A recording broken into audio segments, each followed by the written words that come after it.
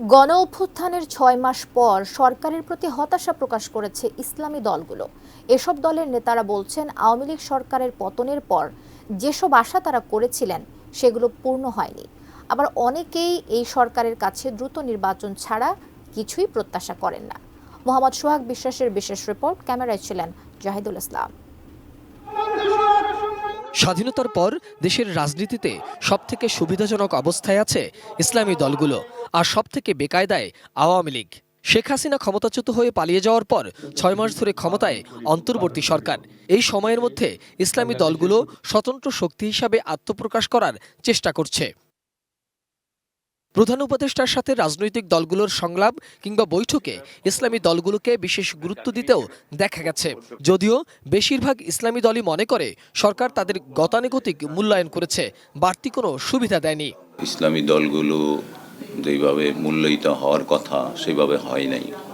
প্রথম তো আমরা দেখেছি যে ইসলামী নেতৃবৃন্দকেই আমাদের উপদেষ্টাদের সাথে বৈঠকের জন্য তদবির করতে হতো। ইসলামী দলগুলোর যেই দাবিগুলো, এই দাবিগুলোর প্রতি মনে হয় যে কেমন কেমন উপেক্ষা করা হচ্ছে।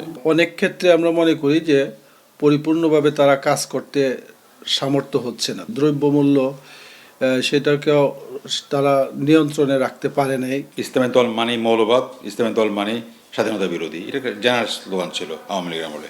এই গভর্নমেন্ট যেহেতু এগুলো ওভারকাম করেছে এবং পরিস্থিতি যেহেতু নর্মাল হয়েছে, এই জন্য আমরা মূল্যায়ন বলতে এতটুকুই যে আমরা আমাদেরকে নর্মালি তারা ডিল করছে।